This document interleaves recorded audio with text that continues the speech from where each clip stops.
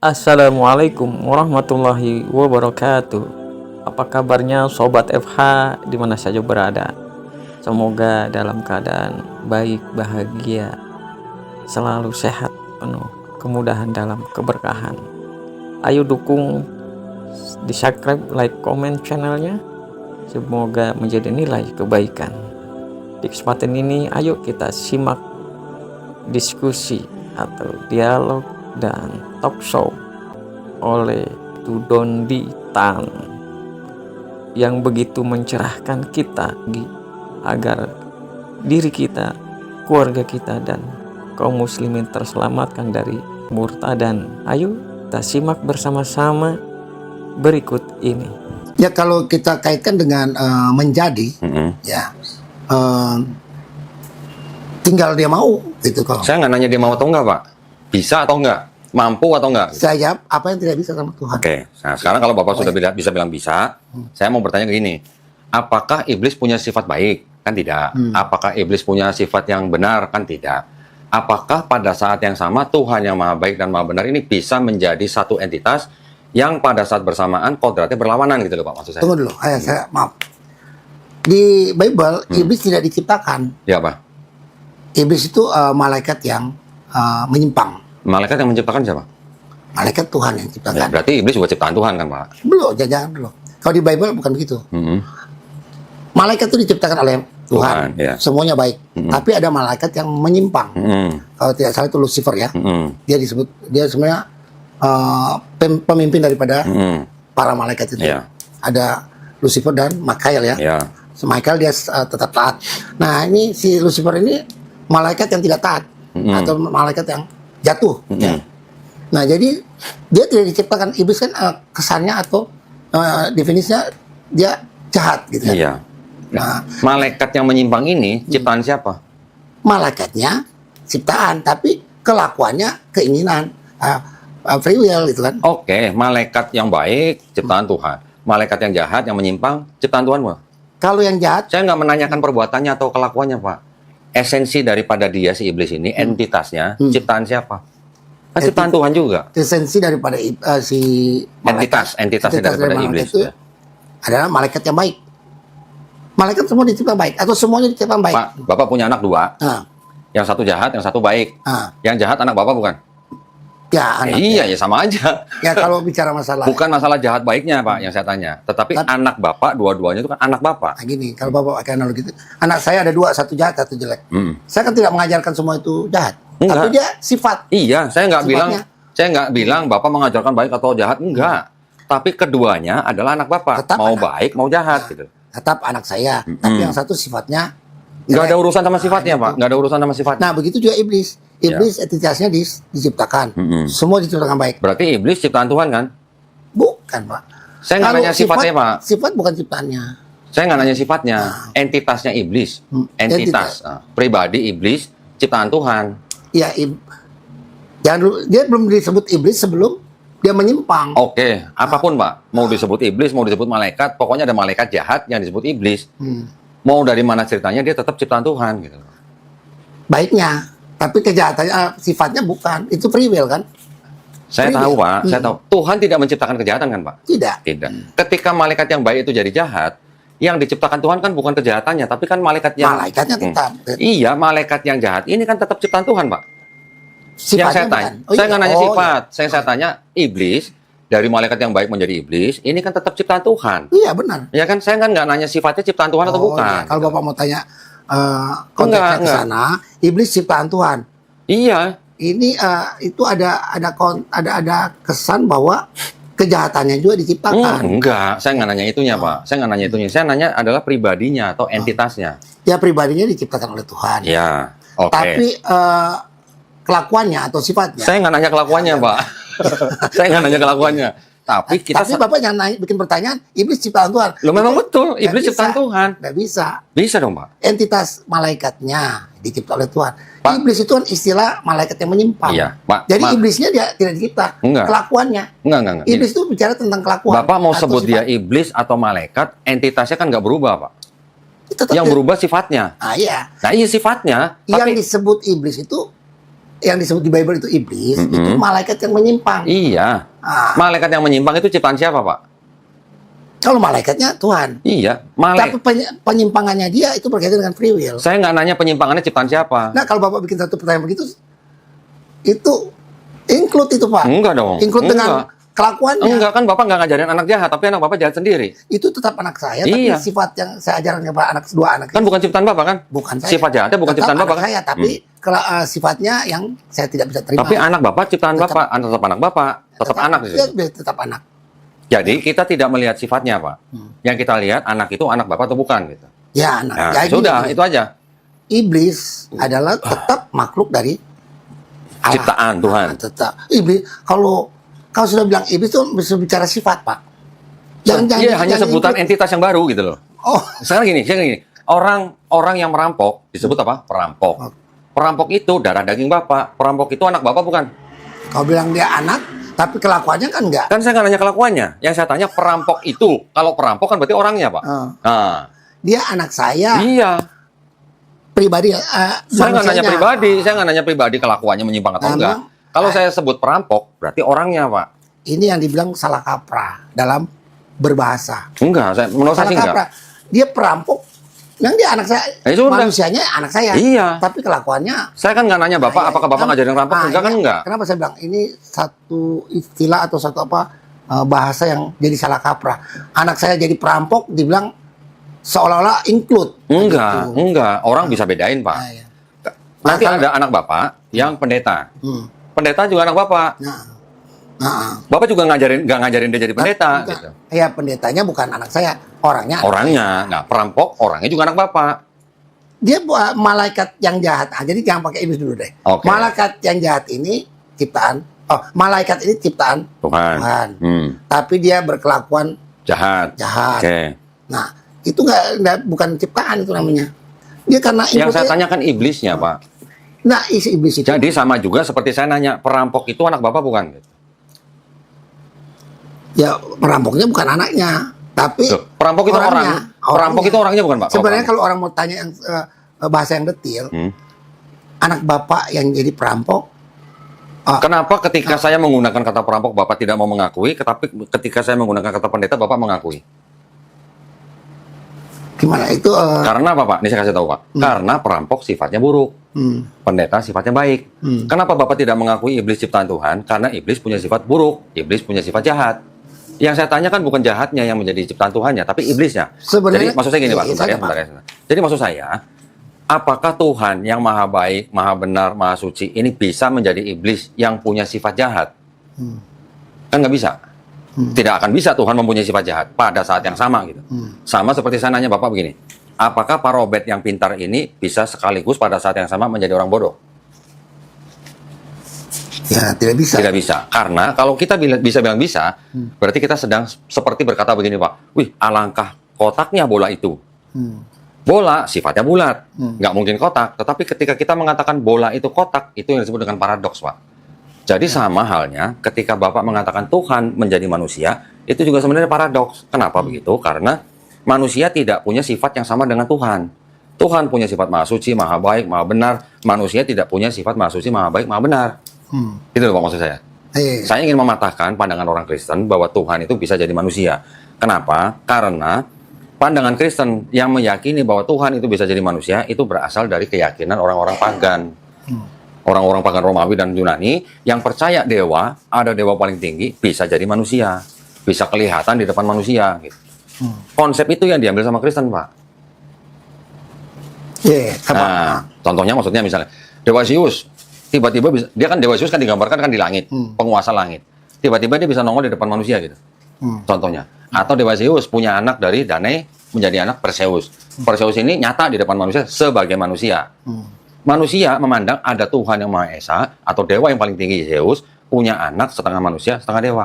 Itu konsep itu yang diambil sama Kristen. Kalau bilang konsep itu, tapi nggak sama, Ayo, nggak kita simak identik bersama-sama. banget. Enggak identik, tapi Berikut konsepnya kan sama, Pak. Konsepnya sama. Ya, kalau dibilang Detailnya banyak kan bagusan Kristen, detailnya. detailnya, makanya itu kan ya kalau gunung itu indah seperti itu kan. Padahal kalau kita ke sana kan seperti itu Isinya aja. Kan? berantakan, Isinya begitu, seperti itu. Orang kan mau pingin cepat aja ini apa yang dia bicarakan, maksudnya dia orang sudah mengerti. Tak Tapi- perlu diurai satu Ya, tapi kan konsepnya sama Pak, ada dewa paling tinggi, punya anak dari manusia. Nah, kalau di pemahaman kami Trinitas bukan gitu. Nah, Selevel. Hah? Selevel itu Equal. Bapak. Nah, itulah perubahan-perubahan Nah, yang dibuat di gereja di abad keempat, Pak. Abad kedua, ketika Tertullian bilang, 3 pribadi, 1 hakikat, tapi tidak setara. satu. Tertullianus. Oke, apa Anastasius kan? Anastasius merubah konsepnya Tertullianus yang tadinya tidak setara menjadi setara. Itu bukan konsep ya, setahu saya. Itu adalah istilah yang dia pakai tentang. Enggak, Bapak jangan bingung tidak- dengan terminologi. Enggak, Bapak jangan bingung dengan terminologi. Yang saya maksud adalah, Bapak Gereja Tertullianus di abad kedua memandang Trinitas itu sebagai 3 pribadi yang berbeda, tapi satu hakikat, Satu hakikat ya. tapi tidak setara. Tertullianus. Bapak boleh Tidak cek. terpisahkan. Bapak boleh cek. Saya memang belum full baca ya. Bapak boleh Tapi, cek nanti. Itu yang dipertahankan oleh Anastasius kan pada abad. Bukan dipertahankan, justru dimodifikasi oleh Ya, Anastasius. dipertahankan dalam arti bukan konsep, itu istilah itu. Ya, konsep yang sama dibawa. istilah itu hampir sama, Pak. Hampir sama. Beda. Justru, ya kan konsepnya Tertullianus itu. Istilah yang dia lihat ada konsep seperti itu, yang dia lihat ada 3 pribadi yang sehakikat, yang tidak ada yang lebih tinggi dan rendah. Ya. Maka dia membuat istilah Bapak boleh cek Tertullianus. Menurut Tertullianus, Yesus dan Bapak setara atau enggak? setara setahu saya. Tidak, boleh cek Pak, silakan. Wah, saya, Boleh cek, saya silakan. baca sampai itu dia bahwa maksud daripada istilah dari Peter Johannes itu adalah 3 pribadi yang berbeda. Tapi satu hakikat. Ya, diskresi non separat itu kan. Ya. Tidak bisa Tapi satu dipisahkan. hakikat. Satu hakikat. Satu hakikat, tapi tidak setara. Menjadi setara di abad keempat oleh Athanasius. Abad ya 325 ya. Ya. Jadi ada perubahan nih Pak. Gitu. Tapi kalau saya baca back to Bible, ya murid-murid Yesus mengatakan seperti di Kisah Para Rasul 11 ayat Kisah Para Rasul 10 ayat berapa? Muridnya itu abad 1 loh. Iya, bilang apa muridnya? Nah, tunggu. Saya buka. Muridnya Yesus bilang Yesus sama Bapak setara. Dia adalah Tuhan. Lihat ya. Saya Oh, buka. kalau Bapak cuma mengambil terjemahan dia adalah Tuhan itu Bukan. Nah, enggak, setaranya itu yang saya permasalahkan. Paulus sendiri Pak, Paulus Pak. Tuhan. Kisah Para Rasul 10 ayat 6 itu. 10 ayat 6. Kita baca aja Pak. Kisah Ia menumpang di rumah seorang penyamak kulit yang bernama Simon yang tinggal di tepi laut. Mana ada bicara tentang tunggu. setara atau tidak? Tunggu 3 Kisah Para Rasul 10 ayat 36 ya kalau 10:36. Itulah firman yang ia suruh sampaikan kepada orang-orang Israel, yaitu firman yang memberitakan damai sejahtera oleh Yesus Kristus yang adalah Tuhan dari semua orang. tunggu. Tadi saya dapat Kisah Para Rasul 11 ayat 20 ya. 20 bro. Dan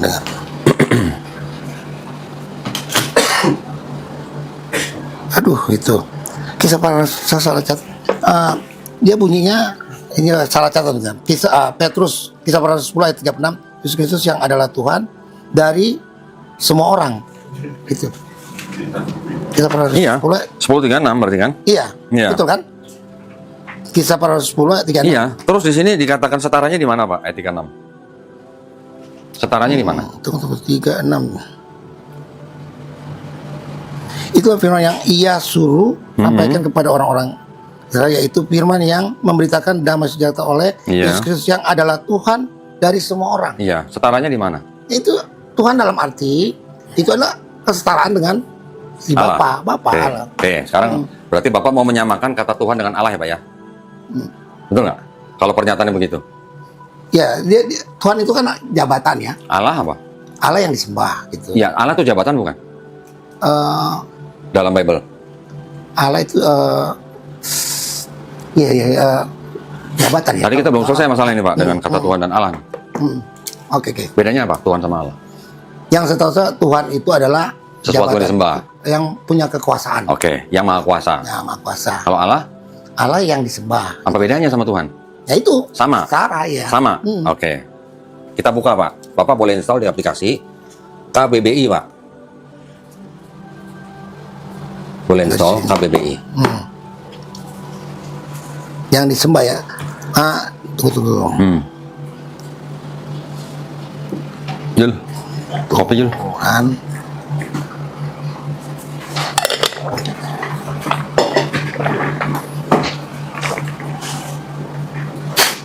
KBBI gitu Pak, install aja. Oke. Aduh, tunggu, salah lagi.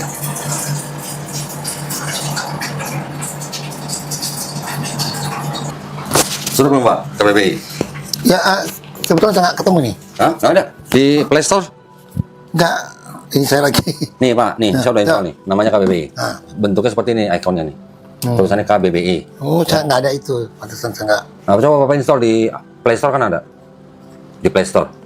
Kayaknya belum. Ini apa iPhone ya? Ah, iya. Yang Android aja Pak? Ini belum ada. Apa? Pakai data? Belum apa datanya belum ini. Pakai WiFi aja? Hah? Pakai WiFi. Tunggu ya. Wi-Fi-nya. Sini saya izin passwordnya Pak. Tunggu ya. Baru tunggu dia kalau ini Di dia ada play apa ada play ini dia ada itunya play terus. Nah, ini Play Store. Ah. Ini udah ada 4G-nya kan? Oh, Nah, di Play Store Bapak tinggal cari KBBI. KBBI ya. Heeh. Ini soalnya harusnya KBBI. Ada pakai data nggak? Kalau nggak pakai WiFi aja. Iya, dia nggak ada paket data jadi. Nah, pakai WiFi aja Pak. Oh, Connect aja ke WiFi. Ini nanti saya kasih passwordnya.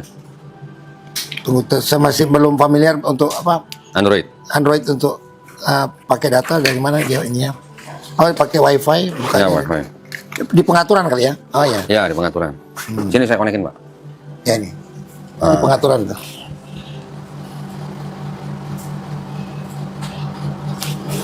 Saya WiFi sudah nih. Nih. udah bisa ya. Nah, nih. Saya konekin nih Pak ya.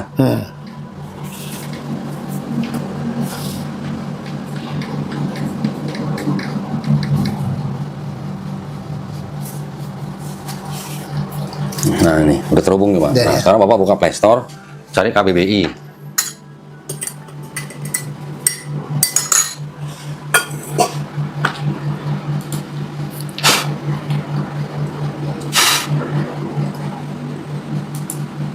KBBI.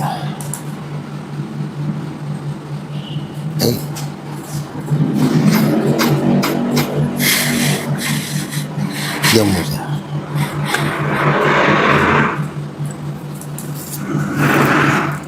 Apa nih kalau dia muncul begini? Sudah Pak. Oh, tunggu. Ada muncul begini, saya bingung apa mau diapain itu? Takut di okein? Oke aja, nggak apa-apa nih Pak. Nah ini Bapak tinggal cari KBBI. KBBI.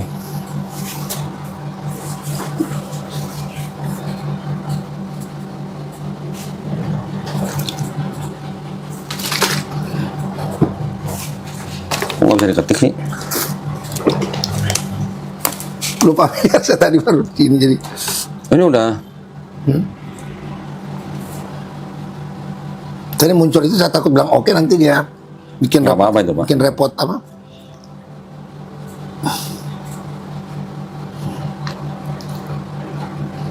Oh, di sini ada WiFi ya? Ada Pak. Yang mana Arsaka? Bukan, yang Geraha Mualaf. Oh, Geraha Mualaf. Jakarta, GM Jakarta, GM. Oh, GM Jakarta. Ini Pak, KBBI ini ya, saya install ya. Ini Pak. Mau connect. mau connect ke itu? Ya, ini saya connect ini Pak. Nah.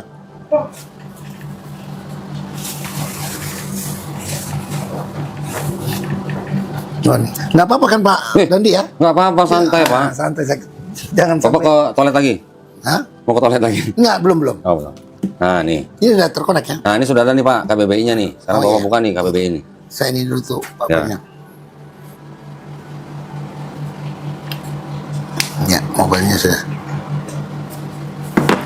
Nah, tuh Bapak buka KBBI-nya.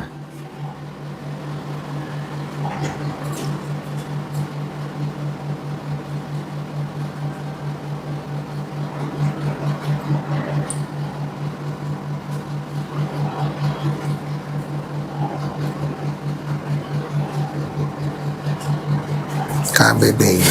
Udah. Bapak ketik Tuhan. KBBI di Playstore-nya? Enggak, di ini. Kok belum muncul? Tuh, tadi udah keluar.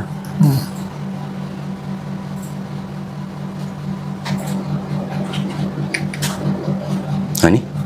Oh, Nah, tinggal taruh di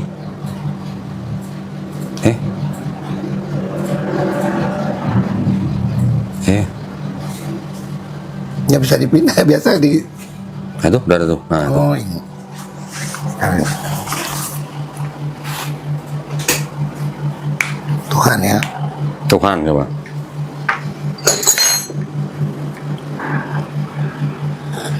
Tuhan, kalau ada Tuhan memberkati ya, Tuhan aja. Tuhan aja, klik Tuhannya. Apa tuh, Pak?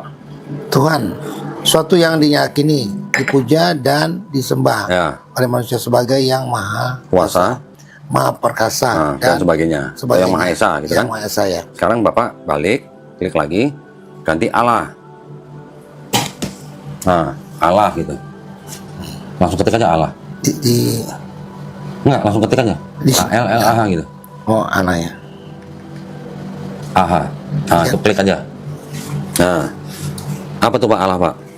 Nama Tuhan, Allah, nama Tuhan dalam bahasa Arab. Nah, berarti Pencipta Tuhan alam yang Maha Esa yang itu punya nama, dalam bahasa Arabnya adalah Allah.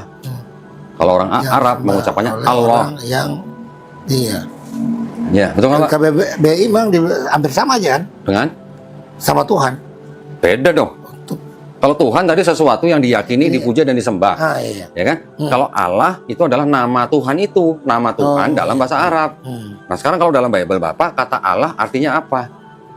Ya, yang kami pahami Allah dalam arti yang disembah. Kalau yang disembah tadi kan Tuhan, bukan Allah. Nah, kalau Tuhan itu hanya jabatannya, jabat seperti dia berkuasa gitu kan. Iya. Pokoknya, Iya yang disembah. Tuhan juga disembah kan, Pak? Nah, kita melihat ininya dulu konteksnya. Kalau dia Tuhan yang maha kuasa, Nah, itu yang disembah. Oleh Yesus disembah nggak, Pak? kita sembah dia. Berarti kan Tuhan itu. Nah, ya kan? Tuhan. Sekarang Allah itu apa? Nah, Allah itu kan ya tadi apa? Kalau dalam arti Arab itu namanya Tuhan. namanya Tuhan. Nah, sekarang saya punya kitab ini, Pak. Hmm. Ini kamus dalam bahasa Arab. Nah, yang menyusun ini orang Kristen, Pak. Bukan orang Islam loh. Orang Islam malah pakai ini. Ini, Pak, ada arti kata Allah. Apa ya? Allah itu adalah apa? Ismu al-zat al-wajib ul-wujud. Jadi, Allah itu adalah nama daripada pribadi yang ada dan selalu ada. Nama, Pak. Ismu itu nama. Iya. Berarti Bible-nya Bapak yang menggunakan kata Allah itu berarti tidak sesuai dengan kaidah bahasa Indonesia di KBBI dan tidak sesuai dengan kaidah bahasa Arab. Betul. Gitu.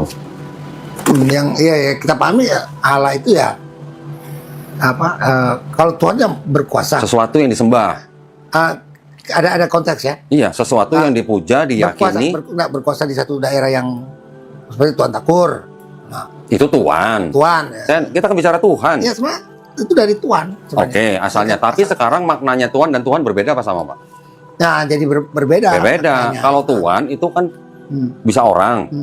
Kita buka aja, Pak. Tuhan itu apa? Tuhan itu penguasa gitu kan. Nah, bisa Penguasa juga. tergantung daerah ya yang dia kuasai. Tuhan itu orang tempat mengabdi sebagai lawan kata hamba, abdi, budak. Orang yang memberi pekerjaan. Orang laki-laki kata sapaan. Semuanya nih, hampir semuanya ke manusia. Jadi kalau Tuhan konotasinya ke manusia. Tapi kalau Tuhan sesuatu yang diyakini, dipuja dan disembah. Gitu. Allah itu adalah nama dari Tuhan itu dalam bahasa Arab. Nah kalau yang siapa Tuhan dalam arti kita Tuhan itu gelar. Ya oke, gelar, tapi kan artinya Tuhan itu adalah sesuatu yang disembah. Bisa disembah kalau dia melihat kekuasaannya. Sekarang saya tanya Bapak. Gelar, orang yang berkuasa. Saya tanya Bapak, kata Allah di dalam Bible itu gelar atau bukan? Nah itu juga gelar ya. Di dalam Bible Bapak diartikan sebagai gelar. Makanya Bapak Bukan tadi nama, kan bukan nama. Makanya tadi saya tanya Bapak, bedanya Tuhan sama Allah apa, Pak? Bapak bingung jawabnya. Karena sama-sama gelar. Jadi itu merujuk kalau Tuhan yang atau Tuhan itu tentang kekuasaannya atau gelar penguasa. Manusia atau Tuhan? Allah itu dalam arti sesuatu yang disembah. Itu aja. Tuhan disembah nggak? Nah, ketika dia menjadi maha kuasa, Nah, itu Yesus maha kuasa nggak? dia bilang dia maha kuasa. Iya, disembah nggak? Disembah. Itu Tuhan. Iya. Arti kata Tuhan yang disembah itu betul sesuai dengan KBBI. Iya. Tapi kata Allah apa? Nah, Allah dalam arti pengertian itu gelar yang yang disembah. Nah, sesuai nggak Pak dengan KBBI? Di KBBI memang berbeda. Beda. Di bahasa Arab juga berbeda. Yang menggunakan kata Allah sebagai gelar cuma di Indonesia dan di Malaysia, Pak. Di Arab mereka menggunakan kata Allah itu sebagai nama Tuhan. Iya. Kristen Arab menggunakan kata Allah sebagai nama Tuhan. Orang Yahudi Arab menggunakan kata Yod-Heh-Vah-Veh ke dalam bahasa Arab menjadi Kalau Allah. bahasa Inggris kan Tuhan itu atau Tuhan itu Lord. Lord. Sekarang kalau bahasa Kalau Inggris, sekarang kalau God Nah, God. diterjemahkan ke dalam bahasa Indonesia jadi apa, Pak? God kalau jadi ya jadi Maha Kuasa kan Tuhan. God diterjemahkan jadi bahasa Indonesia jadi apa? Jadi Tuhan. Tuhan. Kalau Lord diterjemahkan jadi apa? Tuhan. Tuhan. Nah. Kenapa God di bahasa Inggris, di bahasa Indonesia jadi Allah? Nah itu saya lihat tergantung kapasitas yang diberikan kepada oknum. Siapa? Seperti Yesus kan dia kapasitasnya kan dia penguasa gitu kan, Maha Kuasa. Itu yang dia bilang. Yang saya tanya kata Allahnya. Oh, kata God, kenapa jadi kata Allah, nggak jadi kata Tuhan di dalam Bible Bapak? God ya. Kenapa menjadi kata Allah. Allah? Kenapa nggak jadi kata Tuhan? Padahal kalau di luar Bible kita terjemahkan God menjadi Tuhan. Nah itu dia di bahasa Indonesia dia menjadi yang disembah. Iya, Tuhan. Coba klik di kamus God. Iya. Nah, terjemahin aja ke bahasa Indonesia. Jadi Tuhan. Ya ini memang Kenapa di dalam Bible menjadi Allah gitu maksudnya? ini mungkin yang jadi masalah ya, yang jadi masalah juga di kalau saya pribadi, ya kalau kita mau menggunakan Theos atau apa? Theos kan Tuhan ya, Ya. kalau Yunaninya ya. Kalau Kurios, itu adalah Lord ya kalau di bahasa Inggrisnya. Tuhan. Tuhan. Ya. Nah, kenapa? Memang itu jadi debatable ya. Kalau saya prinsipnya setuju aja kalau dihilangkan saja kata Allahnya. itu gantikan Theos saja atau Tuhan. Nah, iya. Tuh, kalau saya pribadi ya. Iya. Tapi saya nggak tahu. Alhamdulillah, berarti Bapak sama saya sepemikiran. Ya, kalau saya daripada ribet-ribet ya. Iya, karena So, itu masalah istilah soalnya kan. bukan masalah istilah, Pak. Allah itu adalah nama Tuhan Islam. Nah, itu yang jadi. Tetapi nama Tuhan Islam dipakai di dalam Bible Bapak sebagai gelar. Masalahnya Ya. di situ. Memang sebagian dari ini ada yang pro dan kontra memang ya. Iya. Ada saya kenal seorang pendeta, namanya Pendeta Yakob Sulistyo. Dia dari gereja di Tumenggung apa Wonosobo gitu, saya lupa. Dia yang Ya. mempengadilankan masalah itu Betul. kan. Ya. Yang mengajukan ke pengadilan kayaknya bukan dia sebagai saksi ahli, Pak. Ya. Dia sebagai saksi ahli. Nah, itu yang jadi masalah. Ini kembali ke LAI ya. Dia punya argumen lain Ya. lagi. Jadi susah kita. Kira-kira Pak Robert tahu nggak kenapa LAI pakai kata Allah di dalam Bible? Ada yang saya tahu, yang saya pahami karena itu bahasa kata Allah itu sudah digunakan oleh orang Kristen Zaman dulu. abad 5. Abad 5. Tapi orang Kristen yang udah mau masuk abad 6 ya. Tapi orang Kristen di abad 5 yang menggunakan kata Allah atau Allah itu mengartikannya atau memahaminya sebagai nama atau sebagai jabatan? Jabatan yang saya Nama, Pak. Itu buktinya. yang Saya bisa buka lagi. tahun 512 itu. Iya. Yang di Syria itu ya. Iya, Syria Timur. Syria orang Kristen Timur Tengah memahami kata Allah sebagai nama, ismu. Ismu. Nah, Iya. ke Indonesia kata Allah menjadi gelar. Jadi gelar. Kenapa? Bapak tahu kira-kira? Karena Belanda. Masa? Dimulai di awal abad ke-20, tahun 1930-an. Jadi prinsipnya ini juga jadi debatable di waktu kita diskusi di Zoom maupun TikTok ya. Yang paling lain di Zoom itu. Ya kalau saya pribadi, udah ini aja kita mau pakai Theos atau pakai Kurios saja ya. Atau pakai bahasa Ibrani Yod-Heh-Vah-Veh atau Yahweh bukan Yahweh itu ya Yod-Heh-Vah atau Elohim ya. Elohim. Nah, itu aja kalau memang mau pakai itu. Iya. Lama-lama juga kan nanti terbiasa itu. Iya. Atau Ada, Pak. Yunani. Pak, Bible ada versi yang literal translation menggunakan kata Elohim. Ada di sini atau menggunakan kata Yahweh. Ada juga. Cuman bukan LAI. Nah, saya nggak punya kapasitas. Iya, saya tahu Bapak nggak punya kapasitas, saya tahu. Iya, jadi. Cuman tujuan orang Kristen Indonesia, terutama LAI, menggunakan kata Allah di dalam Bible itu untuk menginjili orang Islam. Oh ya begitu. Nah, itu aja jawabannya. Itu jawabannya, Pak. Mungkin ada maksud sana ya itu saya kurang paham ya. Gitu.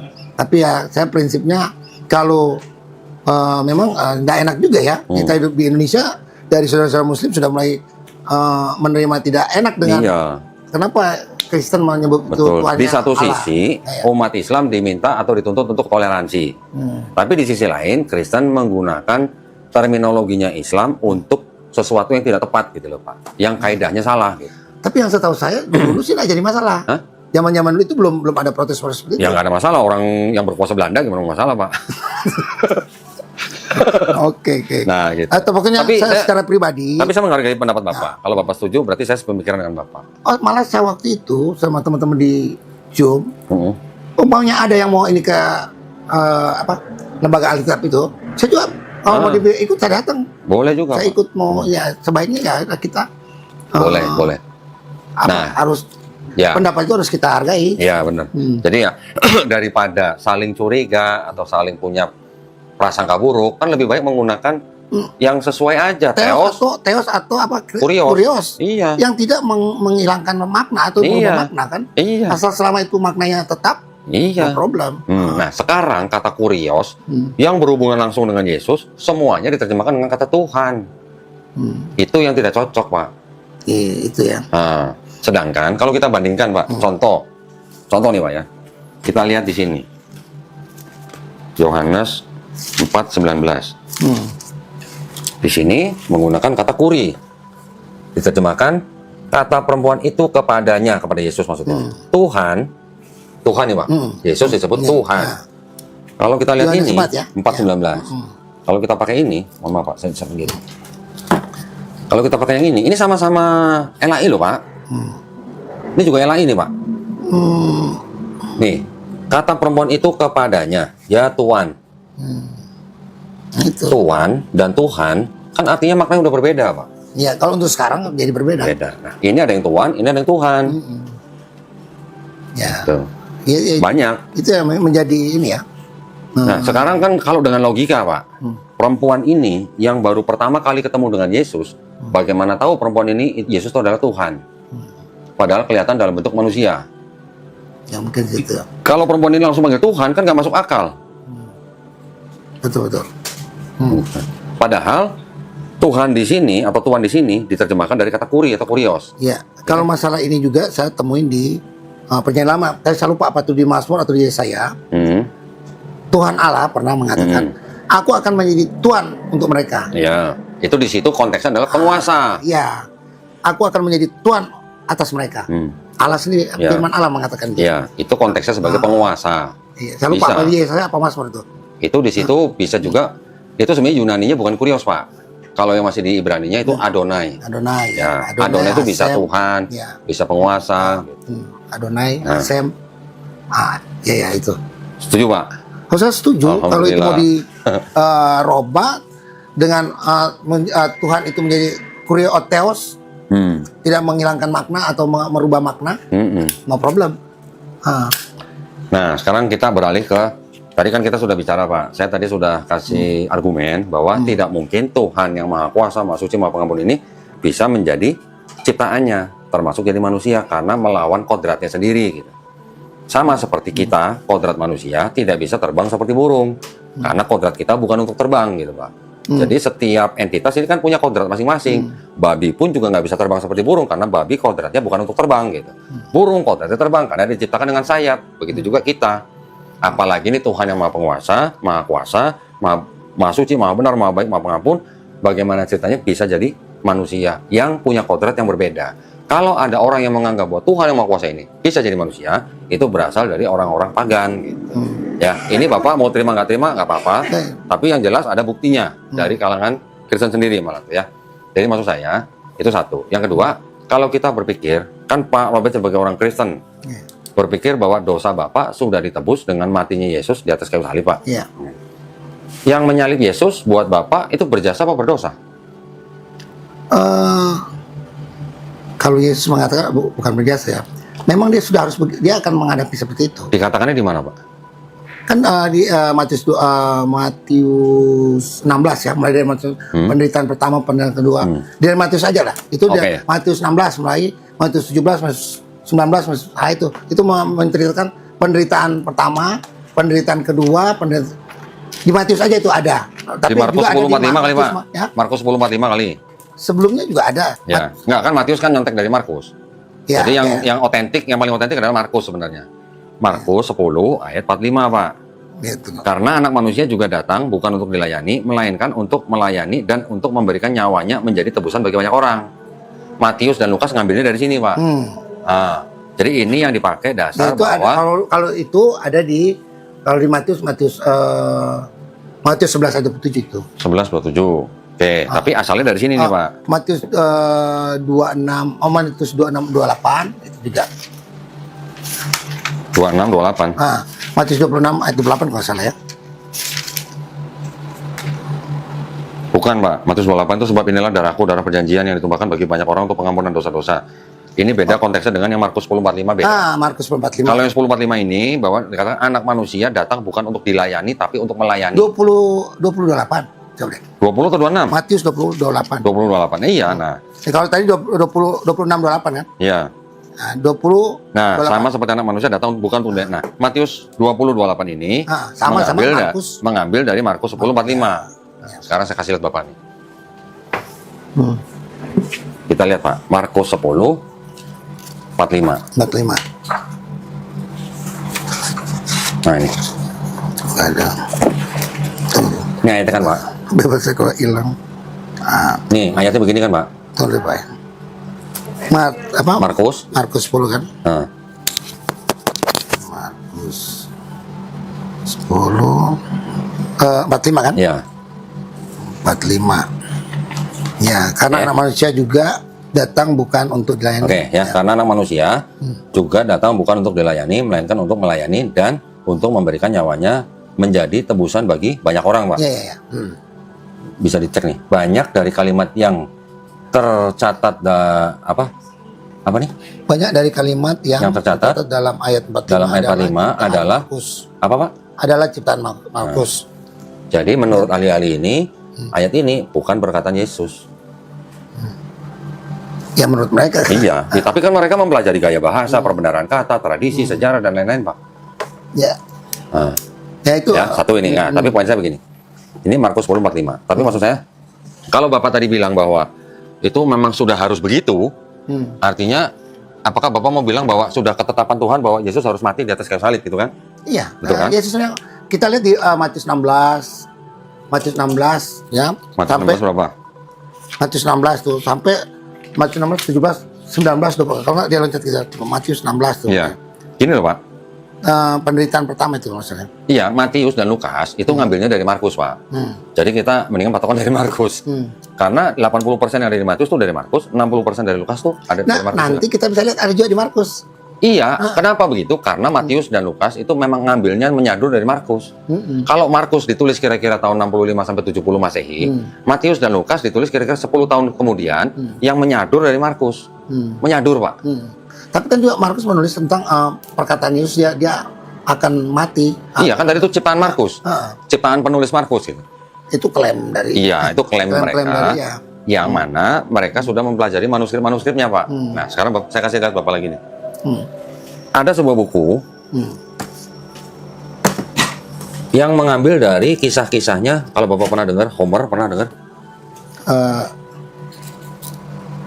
Ya, Homer ini adalah seorang penulis, Pak. Penulis Yunani. Dia menulis kira-kira di tahun 800 sampai 700 sebelum Yesus. Sebelum Yesus. 8 sampai 7 abad sebelum ada Yesus. Berarti sebelum Masehi ya? Sebelum Masehi. Dia sudah menulis cerita-cerita tentang kota Trojan. Pernah dengar, Pak? Yang dihancurkan. Ada seorang raja yang bernama Raja Odyssey yang ikut menghancurkan kota Trojan. Setelah menghancurkan kota Trojan, dia kembali dari Trojan ke kerajaannya di Iliad namanya. Ya, Odyssey ini adalah raja dari Iliad. Perjalanan kembalinya Raja Odyssey ke Iliad ini selama 10 tahun, kisahnya itu diadopsi oleh penulis Markus. Jadi penulis Matius dan Lukas mengadopsi Markus, Markus mengadopsi Homer. Ya, Markus mengadopsi Homer. Nanti Yohanes mengadopsi tulisan-tulisan dari penulis namanya Euripides tentang Dionysus anak dewa Zeus. Jadi sumber cerita utama sebenarnya di 4 gospel itu cuma Markus dan Yohanes.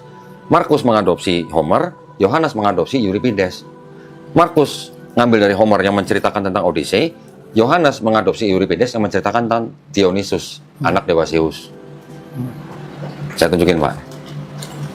Karena dia juga mengambil dari dokumen-dokumen ceritanya Homer yang ditulis dalam bahasa Yunani, yang kemudian apa namanya, narasinya diambil oleh Markus, tapi nama orangnya, nama tempatnya diganti.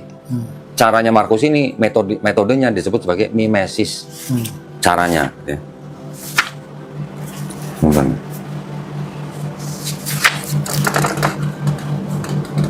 Nah, ini contoh. Ini sudah diterjemahkan dalam bahasa Inggris, Pak ya. Odyssey ini. Ini sudah dimasukkan dalam Markus nih. Cerita ini, ceritanya sebenarnya mirip, cuma nama tempat, nama orang diganti-ganti. Nanti ada keterangannya nih, Pak. Ini contoh nih, kayak misalnya nih, Q 11:43. Itu sama dengan Markus 12:39-40. Nanti ada lagi yang begini.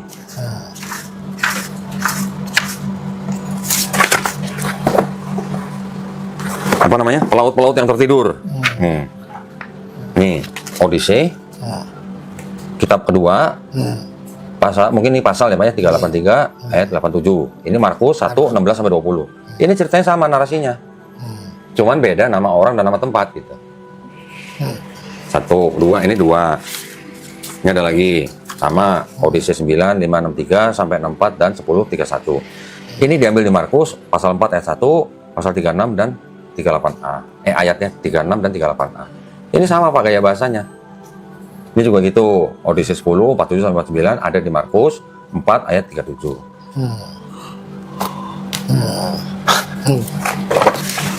Ini saya juga waktu tahu ini juga saya kaget loh Pak. Ini sama juga. Odyssey 10, 1 sampai 69. Sama dengan Markus 35 sampai 41. Ya, yang jadi pertanyaan bagi saya, apakah cerita Yesus cerita si penulis Markus dia mengarang tentang Yesus gitu, maksudnya begitu. Jadi gini Pak, zaman dulu orang bisa menulis dengan karangannya sendiri atau mengadopsi karangan orang lain, tapi merubah-rubah nama dan tempatnya. Itu bisa terjadi Pak. Itu yang disebut dengan namanya forgery dalam istilah bahasa Inggris. Jadi zaman dulu orang menulis seperti itu belum jadi kriminal Pak. Zaman sekarang orang sudah lu nyontek, bisa begitu. Dan zaman dulu orang menulis, misalnya saya menulis, tapi saya mengaku sebagai Pak Robert, itu masih boleh, belum jadi kriminal. Nah, yang jadi masalah kan dia menceritakan tokoh Yesus. Sedangkan kami yakini bahwa Yesus itu ada pada abad saat itu. Islam juga meyakini ada, Pak. Islam juga meyakini ada. Tetapi cerita yang masuk ke dalam gospel, yang dalam hal ini adalah Markus yang menjadi sumber utamanya Matius dan Lukas, ini berasal dari sini, juga berasal dari sumber yang disebut dengan Q, Pak. Q itu adalah singkatan dari quell, yang artinya kisah-kisah yang beredar di masyarakat selama puluhan tahun. Matius juga begitu. Selain ngambil Markus, Matius juga punya sumber Q. Matius juga punya sumber M. Lukas juga begitu, punya sumber L dan punya sumber Q juga. Jadi Q ini yang menjadi kabar berita yang beredar di masyarakat yang diadopsi oleh penulis-penulis ini, ditambah dengan sumber-sumber mereka sendiri. Gitu. Ya gini, kalau kita baca tulisan Petrus ya, Yakobus mereka mendukung itu cerita-ceritanya. Sama juga Pak, Petrus, Yakobus, kemudian siapa lagi, Yudas. Itu adalah penulis-penulis yang namanya dicatut oleh penulis. Bukan orang yang benar-benar bernama Petrus, Simon Petrus yang menulis, bukan. Dia mengatakan Petrus sama Yohanes juga waktu di Pulau Patmos, dia tulis. Yang di Pulau Patmos itu Yohanes yang mana Pak? Menurut Bapak? Bukan, ternyata menurut kekristenan zaman sekarang, menurut ahli-ahli perjanjian baru, itu bukan Yohanes anak Zebedeus, itu Yohanes the Elder yang dipersekusi oleh Kaisar Nero di tahun 65. Bukan Yohanes anak Zebedeus. Yang kitab Yohanes di dalam 4 Gospel pun itu pengarangnya bukan Yohanes anak Zebedeus, Pak. Sekarang gini aja, ketika Yohanes menjadi pengikut Yesus, kira-kira tahun berapa, Pak? Anggaplah tahun 26, 27 Masehi. Waktu Yohanes menjadi pengikut Yesus, ya kan dia mulai memberitakan pada umur 30-an ya. Yesusnya. Yohanesnya umur berapa? Bisa aja mereka Enggak, 20 tahun, Pak. Ini saya baca nih, saya jujur aja nih. Yang saya baca, Yohanes ketika mengikut Yesus umur 20. Masih muda banget gitu lah. Itu terjadi kira-kira tahun 27 atau 26 Masehi. Yesus disalib kira-kira tahun 30 Masehi. Berarti umurnya Yohanes sudah kira-kira 23 atau 24. Kitabnya Yohanes yang Gospel itu menurut ahli perjanjian baru dan sudah dites, sudah dicek dan kemana-mana, ditulis kira-kira di akhir abad ke-1. Paling akhir dari 4 Gospel. Dia paling akhir. Kira-kira umur berapa Pak Yohanes menulis kitabnya kalau benar itu Yohanes anak Zebedeus? Dia kan umur-umur kira-kira 80-an ya. Kalau udah umur 23 di tahun 30, berarti 30 sampai 100 sudah 70 tahun. 70 tambah 23 udah 93. Ya dia memang matinya tua gitu. Kira-kira seorang yang berumur 93 tahun yang tidak terpelajar, Pak. Ya, tidak terpelajar, bisakah dia menulis dalam bahasa Greek yang begitu tinggi gaya bahasanya? Kalau gaya bahasa yang paling tinggi ya setahu saya ini Paulus ya, karena dia sarjana. Enggak, dari 4 gospel ini, ini menurut ahli perjanjian baru, penulisnya itu semuanya orang berpendidikan, Pak. Semuanya orang berpendidikan yang menulis dalam bahasa Yunani. Yang Yohanes ini kan gaya bahasanya beda sendiri dengan yang Matius, Markus, Lukas. Ya. Karena yang Matius, Markus, Lukas ini kan sinoptik. Di dalam Matius, Markus, Lukas ini tidak mengedepankan sisi keilahiannya Yesus. Tetapi ketika di Yohanes gaya bahasanya beda sendiri dengan yang tiga ini. Di Yohanes ini bisa dikatakan mengedepankan sisi keilahian Yesus, tetapi juga banyak yang menentangi sendiri dalam Yohanes gitu. Jadi artinya tidak mungkin seorang seperti Yohanes anak Zebedeus yang tidak terpelajar pada usia yang sangat tua bisa menulis sebuah kitab dengan gaya bahasa yang tinggi gitu. Karena ahli perjanjian baru bilang, ini yang nulis pasti orang berpendidikan tinggi. Gitu. Nah kalau kalau saya membandingkan antara gaya bahasanya penulis dan Yohanes dan Paulus, masih gaya bahasa Paulus lebih ini ya, lebih sehingga bisa sulit dimengerti. Itu Petrus sendiri mengatakan itu ya di. Kalau yang Paulus memang sulit dimengerti. Kalau yang Yohanes kan nggak sulit dimengerti, Pak.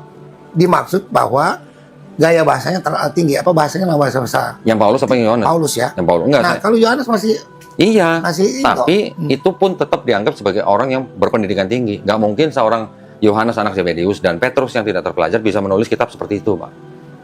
Apalagi sampai mengadopsi Helenisme filosofi. Nah, kan dia menulis bukan saja Injil Yohanes, dia menulis juga surat-surat 1 Yohanes, 2 Yohanes. 1 Yohanes. Itu udah pasti bukan Yohanes anak Zebedeus, Pak. Apalagi Wahyu itu udah pasti bukan Yohanes anak Zebedeus. Itu kalau menurut tradisi Kristen itu Yohanes the Elder. Di Yohanes terakhir itu kan Petrus mengakui bahwa siapa? Dialah yang murid yang dikasih itu. Siapa tuh? Dia yang menulis itu? Apa yang dia tulis? Bukan dia yang menulis, Pak. Nih. Coba di Yohanes terakhir ya. Ya. Nah, Yohanes ya. Nah, saya tulis, Pak. Ketika Petrus berpaling, ia melihat bahwa murid yang dikasih Yesus sedang mengikuti mereka, yaitu murid yang pada waktu itu mereka sedang makan bersama, duduk dekat Yesus dan berkata, Tuhan, siapakah dia yang akan menyerahkan engkau? Nah. Ketika Petrus melihat murid itu, ia berkata kepada Yesus, Tuhan, apakah yang terjadi dengan dia ini? Jawab Yesus, jikalau aku mengendaki supaya ia tinggal hidup sampai aku datang, itu bukan urusanmu. Tetapi engkau ikutilah aku. Oke. Maka tersebarlah kabar di antara saudara itu bahwa murid itu tidak akan mati. Tetapi Yesus tidak mengatakan kepada Petrus bahwa murid itu tidak akan mati, melainkan jikalau aku mengendaki supaya ia tinggal hidup sampai aku datang, itu bukan urusanmu. Yang ayat 24. Nah, ayat 24 nih, Pak ya. Dialah murid yang memberi kesaksian tentang semuanya ini dan yang telah menuliskannya, dan kita tahu bahwa kesaksiannya itu benar. Nah, itu dia yang menuliskannya. Berarti yang menulis ini siapa?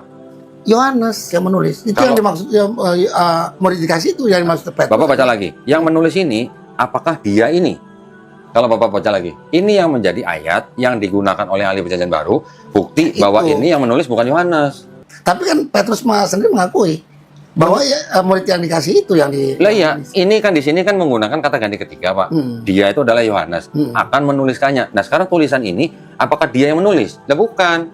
Karena saya juga mempelajari ini ya, bisa jadi di penutup ini dijelaskan oleh kan semua tulisan dari Yohanes, Matius itu kan diverifikasi ke Petrus. Ini Pak, saya bukain lagi nih, Pak, yang tadi USCCB nih, Pak.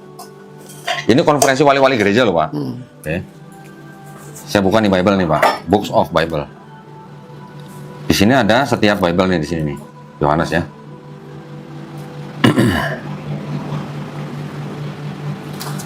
Kebaca nggak, Pak? Komprehensif.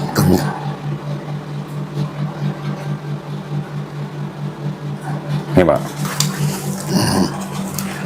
However, the accuracy of much of the detail of the fourth gospel constitutes a strong argument that the Johannine tradition rests upon the testimony of an eyewitness. Although traditions identified this person as John, the son of Zebedee, most modern scholars find that the evidence does not support this. Konsili. Ini namanya United States Conference of Catholic Bishops. Oh ya, bukan saya kira konsili. Bukan, ini konferensi wali-wali gereja Amerika Serikat ya, Pak. Ini websitenya, Bapak nanti bisa buka usccb.org. Sahabat FH, demikianlah telah kita sama-sama simak kajian atau pemaparan tentang kristologinya yang disampaikan oleh kristolog kita, itu Dondi tadi, yang begitu gamblang memaparkan kebenaran dan kebatilan, antara hak dan batil, bagikan siang dan malam.